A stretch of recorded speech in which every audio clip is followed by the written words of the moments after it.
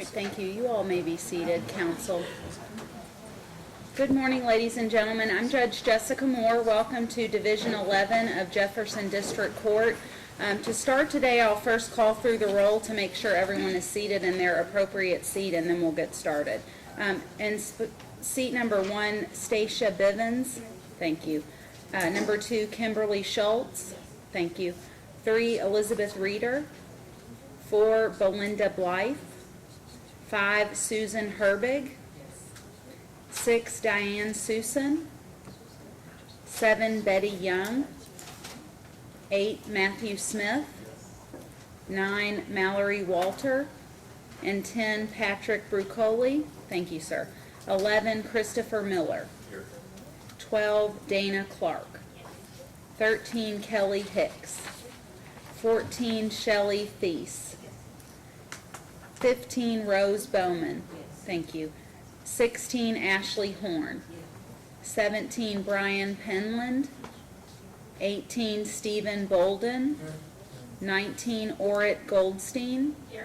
And 20, David Asiek. Thank you, sir. Attorneys, is there a challenge to this panel at this time? No, Your Honor. Thank you. All right, ladies and gentlemen, prospective jurors, if I could ask you to please stand, I'll first swear the panel in before we go forward. If I'll please raise your right hands. Do each of you solemnly swear or affirm that you will give true and correct answers to all questions which will be asked by the court or by counsel for the respective parties with regard to your qualifications as jurors in the case of the Commonwealth of Kentucky versus Julian Rodriguez? Yes. Thank you. You may be seated. I will first ask some preliminary questions before I turn it over to the attorneys who will then conduct their questioning. First off, is there a member of the panel, anyone that is not a citizen of the United States, the Commonwealth of Kentucky, or Jefferson County? Thank you. Is there any member of the panel that is not 18 years old? At least 18 years old.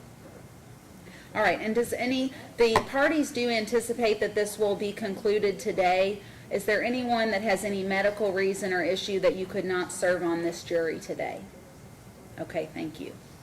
All right, and to let you know, the voir dire questions that are about to be asked by counsel, none of these questions are intended to embarrass you or put you on the spot. We just want to get to know each of you and make sure that the Commonwealth as well as the defense are both entitled to have a fair trial. You understand that? And we have to get information to make sure that you are the right and best fit for a juror to sit on the jury for this case. Questions that are being asked will make sure that you can fairly and impartially hear the evidence and serve on the jury. Appearing for the defense today is Mr. Larry Forman. Mr. Forman, if you'll please introduce who you have with you at counsel table. Certainly, Your Honor. Seated to my right is Mia. She is my assistant. And to her right is Mr. Rodriguez, Julian Rodriguez. He is the defendant in this case. He's my client. Thank you. You all may be seated. And Ms. Mudrack is appearing for the Commonwealth today. Do you have anyone you want to introduce? Your witness is not currently present, but okay. Thank you. All right. Is there any juror that is personally acquainted with any of the individuals you've just been introduced to? Anyone that you would know of your family members to be acquainted with any of those individuals? And we will inform you all also that we do have a Spanish interpreter present in the courtroom today, so that's why the defendant's wearing the information on his ears. Yes, sir. You asked if any of my relatives. Yes. Yes. My brother is a defense attorney. It's likely that he knows. He may know the attorneys? Yes. Okay, anything about that would give you reason not to be able to be fair and impartial today if you were selected? I suppose not. Okay. All right. Any follow-up questions? Okay. No, Judge. All right. Thank you. All right. So at this time, I will. Mr. Rodriguez is charged with disregarding a traffic control device and operating a motor vehicle under the influence. Do any of you have any personal knowledge about Mr. Rodriguez or those charges, or have heard anything about this case before right now? No? Okay. Thank you. All right, I will turn it over. The court does find this jury qualified at this point, and I will turn it over to counsel. Thank you, Your Honor. Good morning, everyone. I'm going to move this It's gonna take a second. It's really heavy, believe it or not. The sheriff can assist you if you need it. Got it? That's as far as it's going. See, I need my strong shirt. Hold on, let's bring it back. Sorry. Right there? That's perfect right there, but it's not, she's not gonna get recorded. Uh-oh. Contact please with you. Do we need to? Yes. Okay, so, good morning again. My name is Katie Brock. I am an assistant county attorney with the Jefferson County Attorney's Office. And then you know me, and I don't recognize any of you, so that's good. So let's start this off. First of all, I'll tell you a little mini story. My husband and I went to New Orleans a couple of months ago. And it's a great city. Anyone here from New Orleans? Anyone been to New Orleans? Amazing, right? It's a great city. So the reason I'm telling you this is because we went to a comedy talent night, show, and we sat in the front row, and that was a terrible idea. Why do you think that's a terrible idea? We got called on. There was a sword swallower on stage, and he wanted me to come up and pull a sword out of his throat. And I chickened out because I was like, no, I'm not doing that. So the reason I'm telling you this story is because what we are about to start is voir dire, and it's kind of like going to a comedy night. Because I'm going to call on you, and I'm going to ask you to answer questions. It's going to be kind of like going to school, and so that's super fun and exciting. Are you excited about that? A little bit? Yeah. So anyway, just to reiterate what the judge had just told you, some of these questions are, they might elicit some uncomfortable information. But we're not trying to embarrass or anything like that. So if there's any questions that you don't feel comfortable saying out loud, please just raise your hand. We can all approach the bench, and that will be it. So does that sound good to everyone? Okay. Also, we are looking for just open, honest answers. There's no judgment. No one's going to be like, oh my God, did you hear what juror number 7 said? It's not going to happen. Okay. So, I already introduced myself. I work for Mr. Mike O'Connell. Does anybody know Mr. Mike O'Connell? No? Okay. Has anyone ever heard of my office, the Jefferson County Attorney's Office? Does anyone have any good feelings, bad feelings, anything like that? Just kind of neutral about the whole thing. Has anyone ever had any dealings with my office? And by that I mean either you, a friend, or a family member ever been a defendant or a victim, or anything like that? No? And sir, you mentioned that your brother is an attorney? Yeah, Who's your brother? Patrick Coleman. I don't know him, so that's good. Okay, well, good. Now, I will have 3 officers that will be testifying today. Their names are Deputy Nick Bray from the Jefferson the Jefferson Sheriff's Office, Deputy Nate Moore, also from the Sheriff's Office, and then Officer Daryl Kelly, and he works at the jail. Does anybody know any of those people? Okay. So now I'd like to quickly talk about any prior jury service that you guys have been on. Has anyone ever been on a jury before? Yes, ma'am. What kind of case was that? Years ago? Okay. Was it criminal or civil? Okay, so civil. Okay. Yes, ma'am. Federal jury. Oh, wow. Okay. Was it a criminal case? Wow. Okay. What was the outcome of that case? I'm sorry? Guilty. What was the charge, if you don't mind asking? Murder. Okay. All right. Anyone else? Jury selection service? No. All right. So now I'm going to ask you about your prior experience with law enforcement. And I know in our culture in 2018, we still are having some issues with law enforcement. Has anyone ever had any experiences with a law enforcement officer, be it good or bad? My brother's a police officer. Okay, here in Jefferson County, or? He's retired from Louisville and works for Rainbow Deputy. Okay, what is his name? Chris Thomas. Chris Thomas. And what's your number, ma'am? I'm sorry? Your number is number 2? Number 2, yeah. Okay. So, brother is an officer. And I'm so sorry I have to make notes about you guys. I know that's kind of Yes, sir. Your uncle's a detective in Jefferson County? And what's your number? 213-172. Seat number? No, 17? Okay. So you said your uncle, and I saw a couple other hands over here. Yes, ma'am? I'm a school secretary, so I have parents that are officers and acquaintances, but not directly related. Okay. Anybody else? Okay, so the three of you who raised your hands, does that relationship with your relatives, does that bias you in any way, make you feel any one particular way? Okay. All right. Now, why do you think someone would choose to become a police officer? Any answers? Just to protect the community, watch over. Yeah. Yeah, something like that. Okay. Anybody else? Okay. Has anyone here ever gotten a speeding ticket or any sort of traffic violation? Everybody, yeah, me too. I'm raising my hand on that one too. Okay. Do you think that you deserved it? Anyone feel like they didn't deserve it? Yes, sir. What happened? 5 miles over, yeah. Yeah. Same here. Yeah, I definitely deserved it. That's no doubt about that one. Okay. Okay. Let's see. So in all of your situations with the tickets of various things, was the officer polite, professional, anything crazy? Okay, good. Has anyone here ever needed police help? Maybe something was happening to you and you needed to call the police? Anything? So, a lot of hands. Okay. So anything about that situation made you feel negative about the police? Were you happy with the kind of service you got? Okay.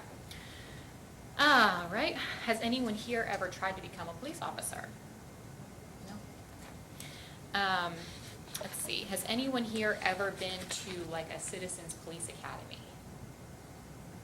Okay. All right. Well, let me ask you this. So you know that all officers go through a training course before they're allowed to become an officer. What do you think the purpose of that training is? Do you think it helps them in their job or hurts them in their job? Anything? Help them, yeah. Let them aware to what they will do. Yep, exactly. Okay. Now, has anyone ever started a job here? Sorry, let me ask one more question before I go there. Do you think that hands-on experience, actually being in the field and doing things, do you think that is a better training than sitting in a classroom, or do you think that maybe both are helpful? Okay, anyone feel differently? Okay. So, has anyone here ever started a job and did it perfectly on the very first day? Yeah, I haven't either. Okay. Would you expect an officer to perform their investigation perfectly every single time? Sorry. Anyone feel differently? Okay. Now, do you think that even if there are mistakes in an investigation, do you think that the whole thing is tainted? Or do you think that they're still telling the truth and everything is fine, they just made a mistake?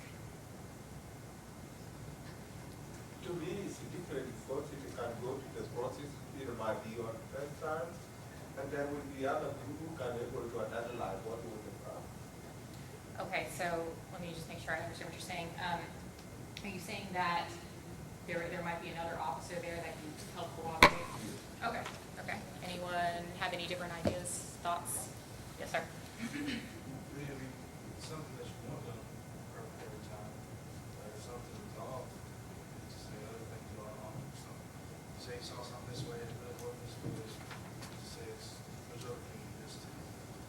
Okay, so you think Just that, because one thing's wrong doesn't mean that everything else has to be true now. Oh. One thing's wrong, other things are wrong too. okay, all right. Now, let's see. Now, of course, you all know that this is a driving under the influence of alcohol case, a DUI case. Does everyone here believe that officers probably see a lot of people within their everyday job who are probably under the influence? Okay. Do you think that an officer is probably going to see someone under the influence more so than any other profession? Or do you think there are other professions that might also see it? Bartender would see a lot more. Bartender, yeah, yeah. Ambulance, EMS. Ambulance, yep, I would agree with all of that. Okay. Okay. Do you think that their experiences being on, as a police officer, do you think that would help them identify someone who is impaired or intoxicated a little more easily than, say, an office worker? Okay. All right. So last question is, does anyone have any prior experiences whatsoever, even just seeing stuff on the news, that would kind of affect your ability to deal with this case or listen to an officer's testimony, anything of that nature? Nothing? You're okay with everything? Okay. Okay, so now we have to get on to a pretty serious topic, DUIs. Does anyone, what does everyone feel about DUIs? Do you think it's a serious crime? Do you think it's a minor crime? In the middle? What do you think? Anyone have a different idea? Okay. Do you think it's less serious if there's no victims or no damage to anyone's car? Still just as serious regardless? Okay. And why do you think it's serious? Yes, sir. The reason that I think it's here because you are driving on public road, so you can hit somebody across the road or you can hit somebody who's driving. Okay. So, Just because you did hit somebody, I don't know if it's less serious because you just did it. Okay. Anybody else? All right. Does anyone here, or do you know someone who was involved in a traffic accident in which one of the drivers was under the influence? Okay, let's start here. Mhm. If you don't want to say it, then okay. Your mother was. Do you mind telling us? She was under the influence. She know about her work. Okay. She was driving. Okay. Let's see, was she charged? Yeah, it was a while ago. I think it was 5 or 6 years ago, so I don't remember the exact charge, but she was charged, but like she didn't have like a trial. Okay. So I think it was like public indecency or something. Okay. Was she found guilty or not guilty? I believe so, but I really don't know. Okay. Anything about that experience make you unable to sit on this jury? No, I think it would still cause me, or not cause me to get partial bias or anything, but it just had personal experience. Okay. Anyone else? Yes, sir.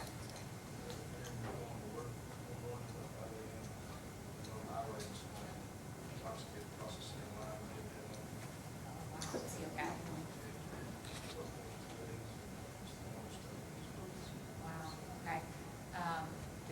Does that experience make you feel anything one way or the other about this particular case?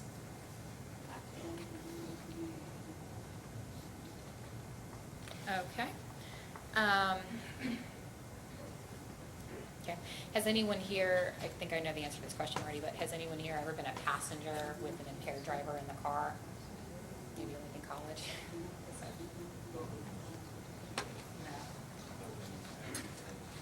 How does that make you feel? Anyone else? Okay. And again, I kind of already asked this question, but anyone else have any friends, family members, anything like that charged with DUI? Yes, sir? Okay. What happened in that case?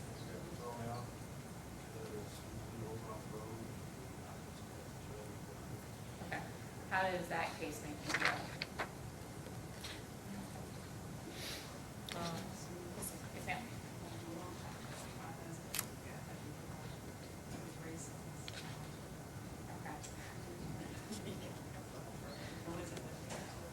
What happened in that case? Okay, and what's your number? 7. All right. Did his experience make you feel any differently about DUIs? No, actually, it was good.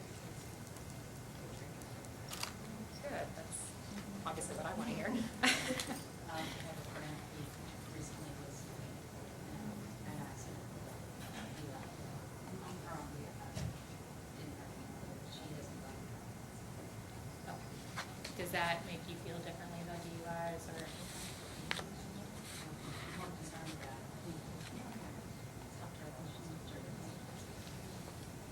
Good stuff. I Okay. had a student who was charged with vehicular manslaughter, I think, Mhm. through DUI, but she also has medical things. And so I actually was her professor as she was going through the trial when she was on house arrest Mhm. and everything like that. Okay. Did anything about that situation make you feel? It was heartbreaking because she was, I saw the backside of it. I saw her as just a human. And obviously, the issue is of killing somebody is something that she's going to be with her. She's going to carry with her the whole time. But I don't really know how it makes me feel as far as drunk driving and things like that, because she also has medical issues. I mean, not that it's acceptable, but. Okay. Good. Thank you. Okay, so let's see. Has anyone here ever seen someone who has had too much to drink? Yeah, is that everybody? Okay. Were these people that you knew or strangers? Okay. How did you know that they had too much to drink? What kind of signs and symptoms did you notice? Stumbling, slurring words. Sorry. Mean? Okay. Hang on. Stumbling, slurring, mean. Anything else? Get sick. Sick? Okay. Okay. Friendly. All right. Anything else?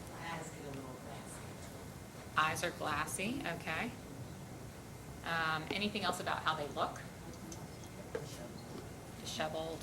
Okay. Hot. Okay. How about the way that they sound? We kind of talked about slurred and everything. Anything else that you can think of? Loud. Anything else? Could be soft. Yeah, sure. Yeah. How about smell? What do you think about that? Yeah. Can you smell alcohol pretty easily? Do you think? Okay. In those situations that you've seen people like this, did you know how much they had consumed? No.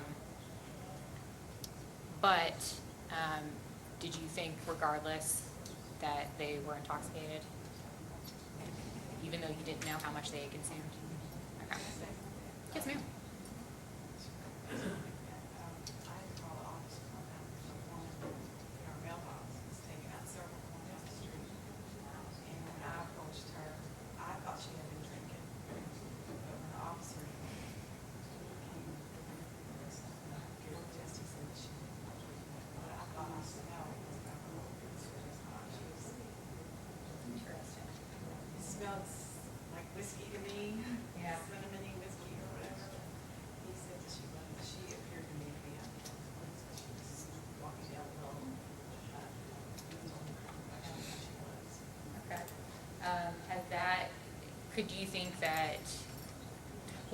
that you would question any other people that you saw thinking that they were maybe intoxicated? Maybe it's just her and because I hear he sees more of that. They're going to do the testing. Okay. So they watch out. Okay. All right. Let's see. So thinking about that person or those people that you saw and you thought that they were intoxicated, do you think that any of those people would be safe to drive? You think if they had keys in their hand, maybe you would go and take the keys away? Something like that. Okay. So speaking of driving, when you drive, what senses, the 5 senses, what senses do you think that you use to drive? Sight, hearing, peripheral vision. How about touch? Yeah, okay. So probably not smell or taste, right? Yeah, that'd be kind of weird. Okay, what parts of your body are used to drive a car? Hands. Eyes. Feet.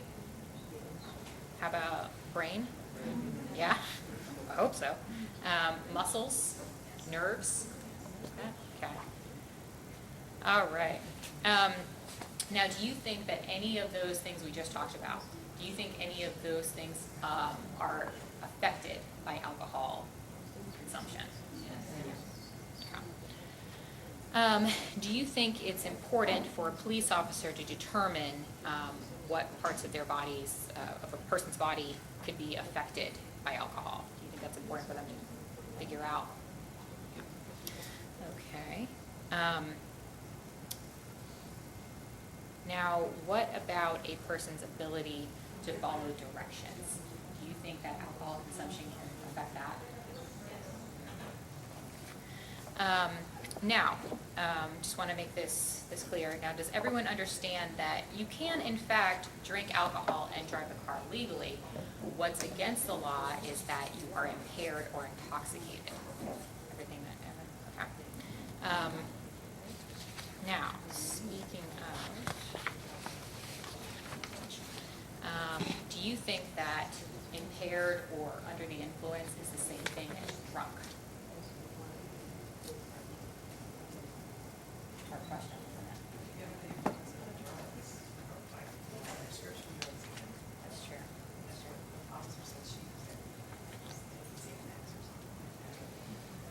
Is that the story you were just telling us? Okay. I certainly argue that that's intoxicated, but anyway. Okay, so let me ask you this then. A drunk person, can you describe what a drunk person is like? And then a person who is under the influence or intoxicated? What do you think the difference is, if there is a difference? I mean, if you're over the limit, you get too much to drink, and you're considered drunk, to me it's obvious there a way of the personality they do. If you get a few drinks at dinner time, you might go to do whatever, which I've had at the house. Then they stop drinking, we sit around and sober up. I think we get too many keys. So I think that there is a difference between under the influence and on medication and going out and getting a vehicle with your drunk. Okay.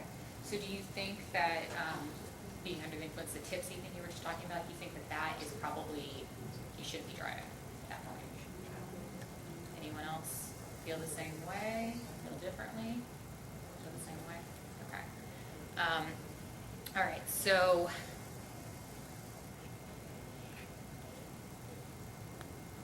how much do you think a person needs to consume to be impaired or intoxicated? Depends on the body, yeah. Yeah. Okay. So now, what does safe driving look like to you? Yes, ma'am.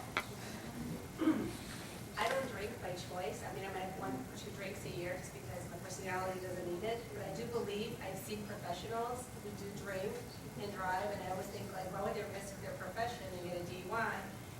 My husband's a physician, so he always knows he's a designated driver. So if he has 1, 2 drinks, he doesn't even like to drive. If he has, he's good with 1 drink. But after that, I always end up driving. And so I feel like everybody should have a designated driver. And at this age, where there's Uber and there's other opportunities to get somebody to pick you up, there's really no reason for anybody to be drinking and driving. Okay. All right. And what was your number, ma'am?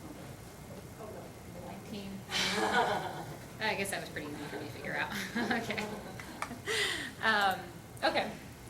So what else about safe driving? What do you think, how do you think you could tell an intoxicated driver versus a safe driver on the road? What kind of things do you notice? Swerving?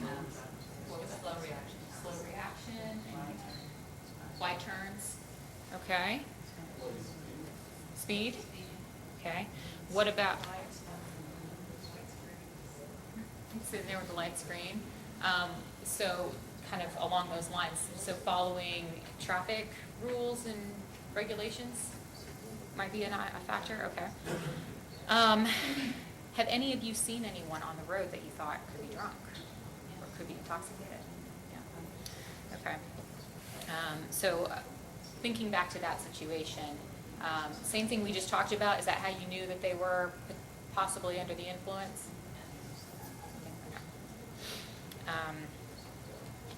Okay. Now, do you think that a person has to be driving erratically, has to be doing the wide turns, has to be swerving to be intoxicated? Okay. In that situation, if they're not driving erratically, how do you think you would know? You might not. Okay. All right. Now, what about, kind of brought up before, if you saw someone violating a traffic rule, do you think that you might, what do you think you might think? You're not stopping light or something like that? Something like that, yeah. I don't know, I really don't know everything you can go through the influence, because I accidentally run a yellow light up there, so I don't have anybody else. Speeding down the road, especially people cutting me down and almost on no road, you know, can you practice driving without being guilty? Okay. Anybody else? Thoughts? You're on the truck driver.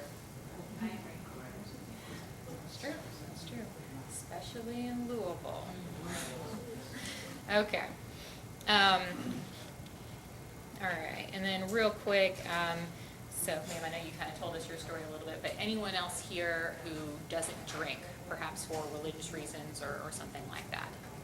Anyone have anything against people who do drink? Okay. All right. Now, real quickly, so for every single crime, a lot of people don't know this, but for every single crime, there are elements that the Commonwealth has to prove in order to make that crime. So I like to think of it as like little puzzle pieces. I'm adding a puzzle piece each time, and that makes my whole picture, my whole crime. So for DUI, there are only two elements. There's operate or be in physical control of a motor vehicle, and doing so while impaired. Does everyone understand that? Okay. So now at the end of the trial today, you're going to get some instructions from the judge. It's going to be your jury instructions, and it's going to explain everything to you. But does everyone understand that that's all I have to prove? Is everyone okay with that? Okay. And do you understand that it's your job as a juror to listen to the evidence and to see how those facts meet those elements? Okay. Has anyone ever heard the term reasonable doubt? Yeah, everybody's watched SVU and SC, NCIS, or whatever it is. Okay, so no one in this courtroom can define reasonable doubt for you. That's something that you have to make up and decide for yourself based on your own life experiences. But I can tell you that it doesn't mean all doubt, reasonable doubt. And my favorite example is, so like 20 years ago, there used to be these McDonald's commercials, and it was always like something like miraculous happening to a kid, like aliens come down from space and give them like a year's supply of McDonald's bikes. Does anyone remember those commercials? They always say at the very end, hey, it could happen. Remember those? Am I really the only one who remembers that? Oh, gosh. Okay, well, I swear it was a thing. I promise you, and I could look it up on YouTube. Well, my point in bringing that up is all criminal cases aren't like that. Reasonable doubt isn't, hey, it could happen. You have to look at all of the facts and all of the elements to fit it in and to make your crime. Okay. So I'm very close to being done. Okay. Now, has everyone heard that, in DUI, what's the one thing you always hear about regarding someone who is intoxicated? Like, how do you? Does everyone here know that everyone's always heard 0.08 is alcohol and everything? Okay. Now, if I tell you that in this particular case there is no number, you will not hear a number at all. How does that make you feel? Do you think that you need a number to determine whether or not this person was intoxicated, or do you think you could listen to the other facts and determine? Why wasn't he tested? Why wasn't he tested? 1 second. Can we approach Mr. Forman?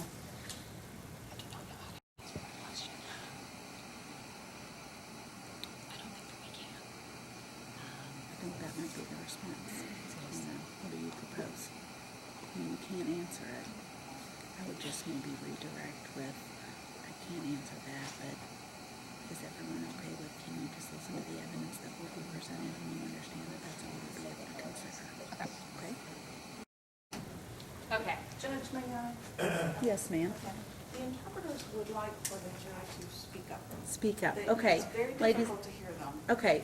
Therefore, I'm not able to capture everything if I can't hear them, so if everyone could just speak. Absolutely. So ladies and gentlemen, as I did previously say, we have a Spanish interpreter. Several will be rotating throughout the course of the trial. They're wearing equipment to make sure that the defendant hears everything that's going on. So we'll ask you to please just keep your voices up when you respond. And I've also advised counsel if you can just try to speak slowly. I know we all have a tendency to speak quickly. I do as well. But just remember when you're giving your responses, if you could just speak up and then speak slowly so that they can interpret everything. Thank you. Also, Judge, the speaker, the microphone, whenever the speaker moves away, I lose the sound. Did IT correct come in and get the? I can hear the speaker as long as she Okay. stays right All there. right, so stay by the speaker, please, Madam Thanks, Judge. I Prosecutor. appreciate it. All right, thank you very much.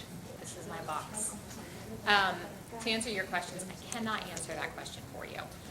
All I can try to just say is that, can you listen to all of the evidence that's going to be provided and make a determination one way or the other? No? No. Okay. Any particular reason why, or? That's a huge portion of it.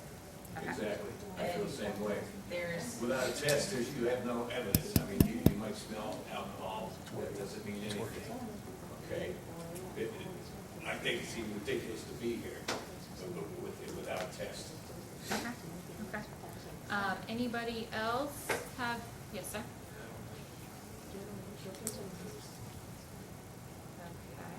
Anybody? This is the definition of DUI based on a number, Exactly, exactly. the charge, isn't it based on? Well, remember what we just talked about, that there are two elements. There's driving or physical control, operating or physical control, and under the influence.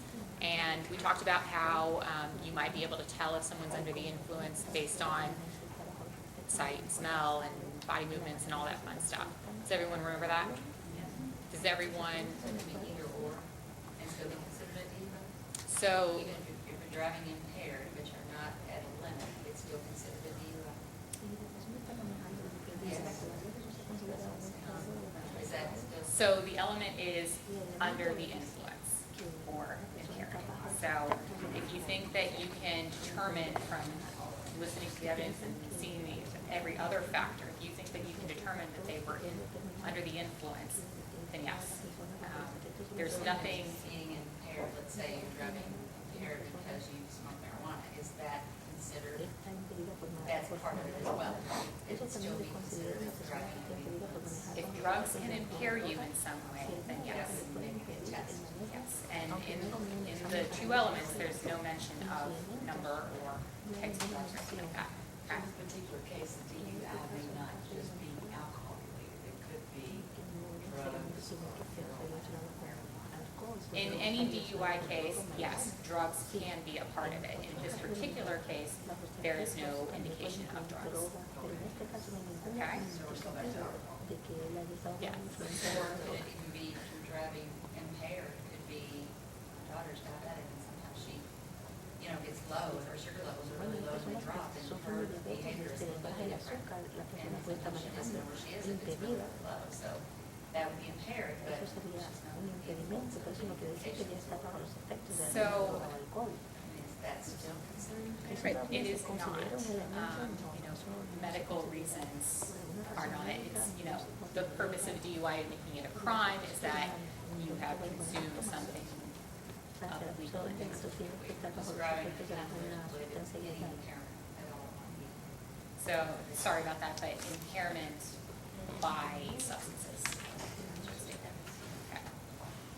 Does anyone else have any questions about that? I think there's some human error there where mistakes can be made on both sides, without having some scientific fact behind that.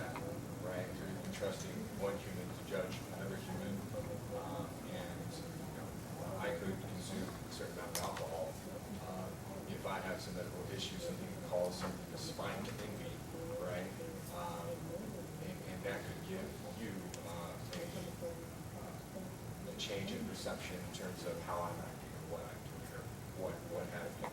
So for Jeff, one human is judging another human, not based on scientific fact, but based on their interaction, right? There's a lot of human error that can be made. So, you know, that would be, that you need more context around, you know, what's going on. Okay, so you think that if I presented a bunch of other facts, that you could come to a conclusion one way or the other? Yes. Okay. Yes, ma'am?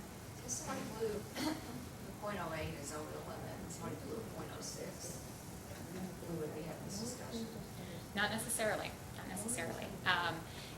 It depends on whether or not they were impaired. And just because you blow over or under a .08 does not necessarily mean that you were not impaired.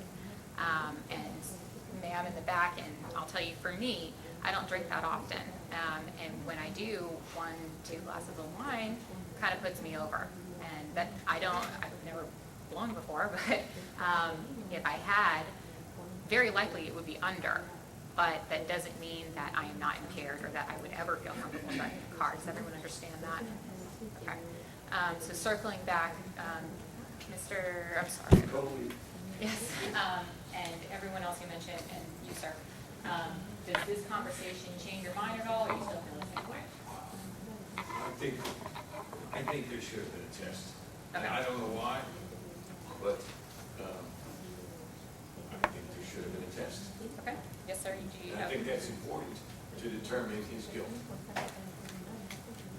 No. I keep doing that.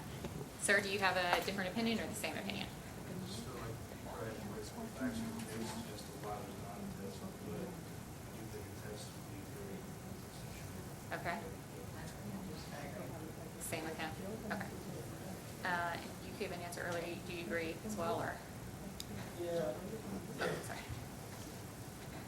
When you take like, for example, like somebody using beer or wine, maybe somebody taking medicine, you cannot hold on. determine them until, you cannot determine them until you tell us. Either doctor will check them or an authorized person can check them or whatever they are, whether medicine or beer or wine. Okay. That's the only way I can say them to be determined. So Hold kind on of a building off of second. that Ms. answer. Medrack, I think that he is not able to hear you. I'm sorry, the interpreter, deal. the interpreter was waiting for him to finish everything so that I can begin interpreting because I could not hear him clearly. Did you hear it? Or do you need to have him repeat his statement so you can repeat I it? didn't hear the complete sentence. Okay. No. Can you repeat what you said? Sir, if you could please stand and speak up and repeat what you were saying, please. To me, nothing can prove it that I took a drug or I drink beer until the police make a test on me.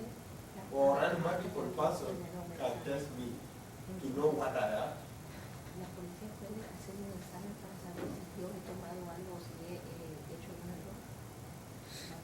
So building off your answer, and this is for everyone, of course, so has anyone ever heard of standard field sobriety tests?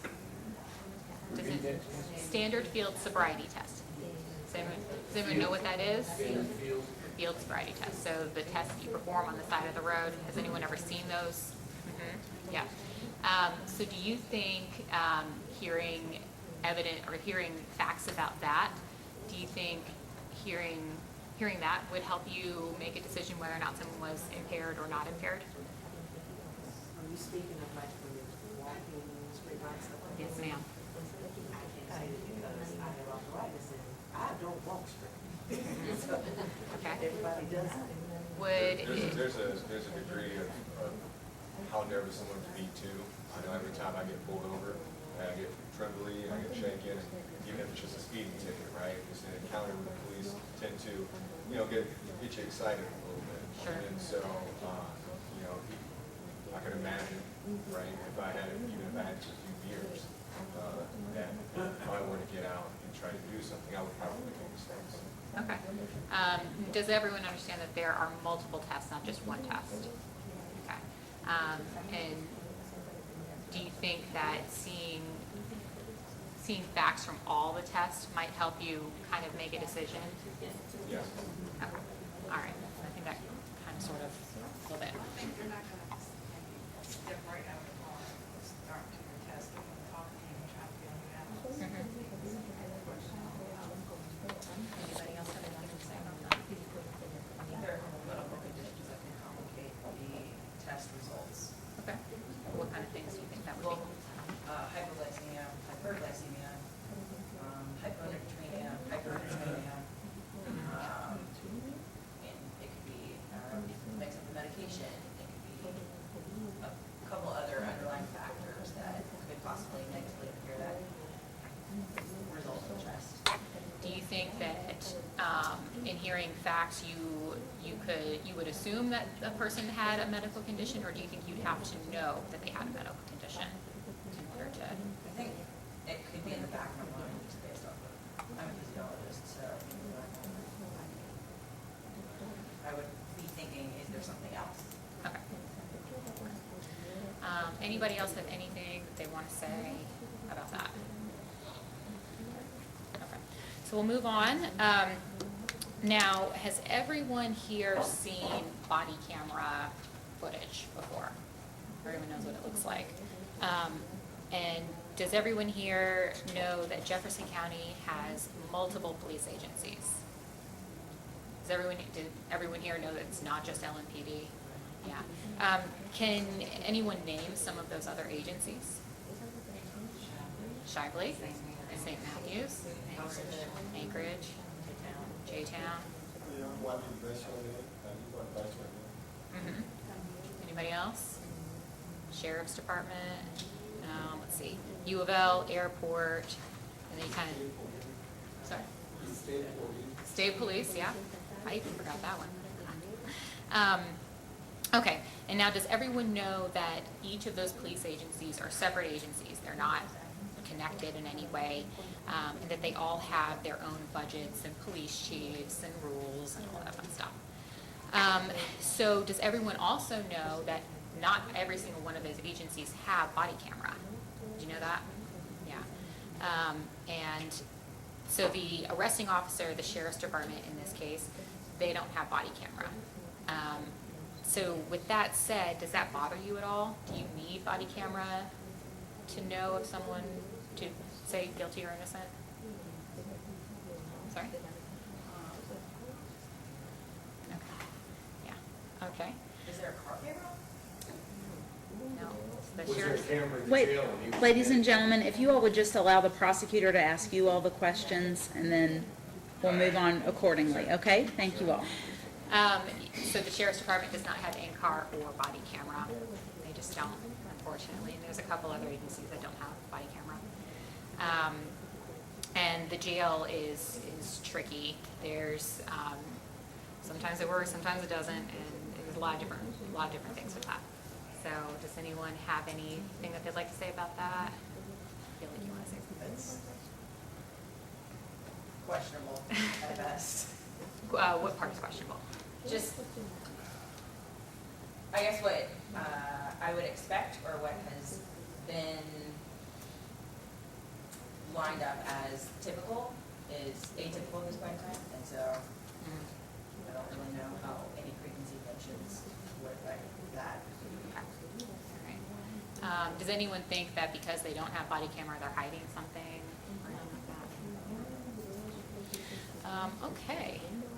And then lastly, does everyone here, I mentioned before that the judge is going to give you law at the end of this, and, does everyone agree that they can look at that law and apply the facts to that law and follow only that law? You're not going to take outside experiences or anything like that and, change the law in any way. Everything fair enough? Okay, is there anything else, anything that you can think of that makes you feel like you would not be a good juror for this case? Like you could not be impartial, or, just makes you feel uncomfortable? Anything at all? Everyone good? All right, well, thank you so much for putting up with that. I appreciate it, and I hope it wasn't too painful. All right, thank you, Ms. Medrack. Mr. Forman. Thank you, Your Honor. And the podium, they have reconnected it, so either place you want to stand, both are working, so the interpreter should be able to pick up. Sounds great, Judge. Thank you. This needs to stay right here. Don't Yeah, go any further. I saw the cord snap earlier. Thank you. All right, good morning once again. To reintroduce myself, my name is Larry Forman. I'm a defense attorney here in Louisville, Kentucky. I went to U of L undergrad in law and I'm still here, so the city must be doing something right. As I've already introduced Mia, she's my assistant, and my client, Mr. Rodriguez, seated right next to her. So, first and foremost, we've heard a lot of interesting things, a lot of interesting answers already this morning, and I thank you all for participating, first of all. I know it may be difficult, annoying, but you are here to do a job that is so unique, and I think you all understand that, and we really, really appreciate you all being here. Having said that, can anybody, this is going to be a trick question, I'm warning you. Can anybody tell me what is my job? What am I here to do? What am I supposed to do?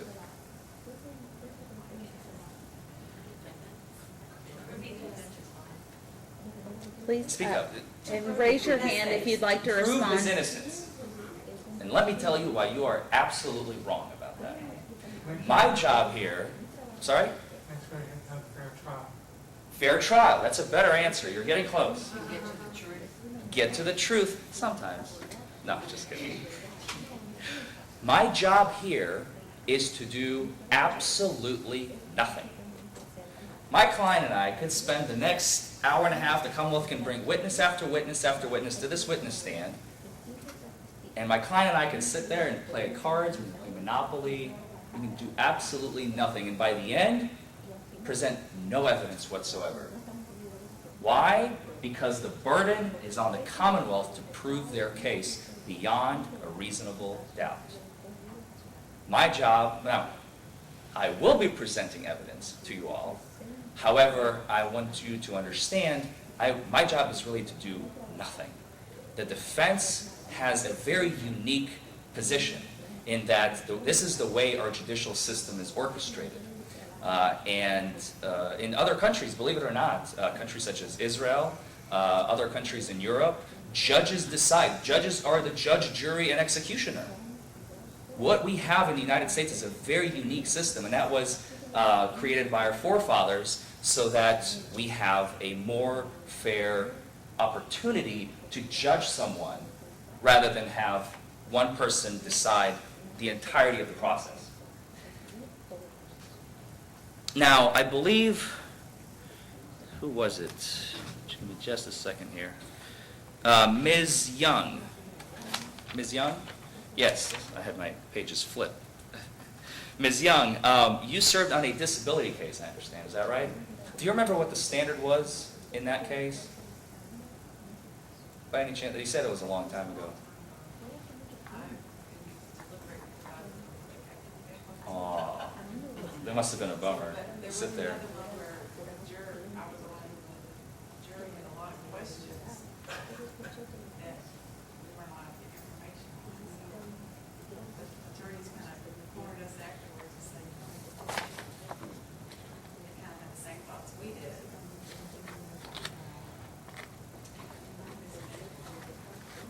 This is a little bit different, Yes. isn't it? Yeah, a lot different even. In a disability case or in a case of, for instance, getting your children taken away, the standard is clear and convincing evidence. Now, we have one step below that, which is typically used in regular civil cases. Does anybody know that by any chance? Preponderance of the evidence. That is one of the lowest standards that we have in our trial system. Clear and convincing in a disability case or in a case where you could potentially get your kids taken away from you by the court is lower than the standard that we are here for today. Here, we already said it, what's the standard here today? Beyond a reasonable doubt. Beyond a reasonable doubt. And so, this is the highest standard in the legal system. I'm sure Ms. Tice? No, not Tice. I got my whole thing. Ms. Bowman. Ms. Bowman, I apologize. Ms. Bowman, you were on a murder trial. So that is the standard that was used in that case. He had already admitted guilt, but he was charged with, first they were trying to sentence him, they were trying to decide his first degree, but based on the evidence, charged him with manslaughter. You convicted him of the lesser included, I understand. Well, let's dive in. So, I think I already can guess based on a couple of factors, but who here speaks more than one language? Ms. Goldstein and Mr. Asiek? Asiek. Mr. Asiek, what language do you speak? I speak Swahili, Swahili? Dinka, Arabic, and Yuki. Wow. That is a slew of languages, sir. So, let me ask you this, Mr. Asiek. Let's say that you are visiting, do you speak French? No. Let's say you are visiting France, okay? Nobody around you speaks Swahili, Arabic, none of those languages. And you get stopped for speeding. Police officer approaches you, and he starts asking you questions. In French, 100% French. How does that make you feel? I feel like I would feel like I'm in a different place, and I would be ready to let him know that I don't understand you. And how would you feel if you knew that he is ignoring your lack of understanding of the language and just keeps asking you questions? Then I would insist to let him go and see any translator that he can help me. Ms. Goldstein, what languages do you speak? I just speak one other one, Hebrew. Hebrew? And again, same question. If you were visiting Germany, do you speak any German? I don't. An officer who speaks fluent German and not a lick of English or Hebrew pulls you over and asks you out of the car after you get caught for speeding or alleged speeding or whatever. How would it make you feel if he's just continuing to interact with you in his native tongue and not affording an opportunity for an interpreter? I agree, it would be very uncomfortable if somebody stopped me and I didn't understand their language. That is why I'm not driving in foreign countries and do not speak English. That's very smart. How, just generally, did anybody want to volunteer and answer? Like, how would that make you feel? Sir? My wife's from Indonesia, and we visited her family back in September, and so me being a minority and not speaking the native tongue, I was lucky to have her by my side. She was kind of my guide, but there were some instances where I ventured off by myself. It was intimidating. I was immersed into a culture where I didn't know how to proficiently communicate anything to anyone without giving some sort of a gesture and hoping they would understand. Yes, ma'am. I was feeling confused and fearful. Confused, fearful? Yes, ma'am. I would feel the same. I've been to different countries and to like Italy. I wouldn't know like how to communicate. And just feel very confused. And also fearful of some students who don't know in a different way or like find people. So the consensus, and I'm sorry, is anybody else? I think you had your... Intimidated. That seems to be kind of a theme. Intimidated because you are not being spoken to in a language that you are comfortable with, that you grew up with, that you know that you are able to communicate in. I think you have to also identify that you're in that country for a reason, and that you should know from that perspective that there is a different language that's being spoken. I mean, you have to identify that. I travel all the time for business, and I know that if I go to a certain country, I may not speak their language, so I have to understand how I need to interact with people that are in that country.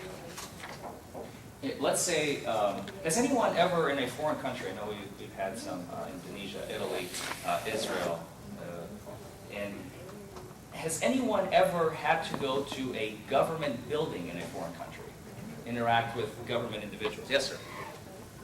I've been to London London embassy in Nairobi. I've been to London embassy in Europe.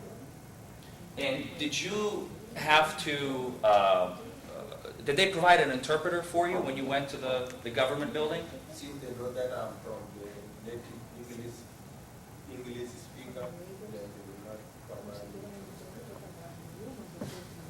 Anybody else? The police are not allowed to wield weapons of any sort, but the military have a strong presence, and so they'll have ARs kind of strapped across them, so it's scary stuff.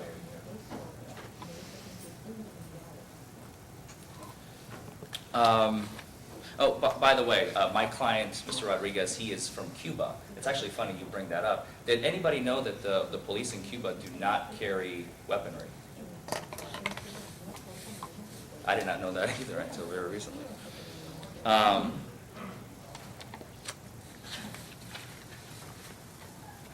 mean, essentially, I think Ms. Mudrak has covered. I don't want to rehash all the questions that she had. I just wanted you all to kind of get a feel for where my client is coming from. Everything else has essentially been covered by the Commonwealth. So I once again thank you so much, and hopefully this will be quick and painless, and we'll get you out of here as quickly as we can. Thank you. All right, thank you, Mr. Forman. All right, ladies and gentlemen, at this time, I'm going to ask you to go with the sheriff as we select the jurors that will be selected on the case. I do want to remind you, and I will remind you every time you do exit the courtroom, please do not discuss the case with each other or anyone else until you have heard all of the evidence and been presented the law and the case is finally submitted to you. Also, if anyone attempts to speak with you about the case, you will need to inform the court when you return, okay? And you can alert the sheriff. So if you'll please stand and follow the sheriff, please. All rise, the jury. All rise, please.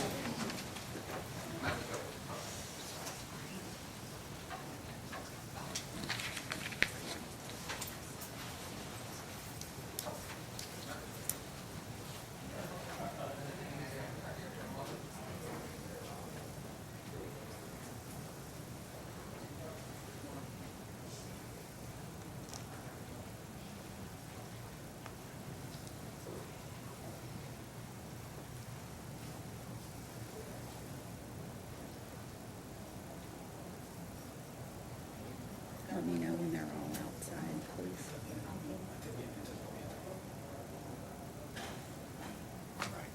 All right, thank you. We are outside the presence of the jury. Do you all need a brief recess, or would you all like to continue? If we could have a 2 to 5 minute. Sure, absolutely. So about 5 till we'll be in recess until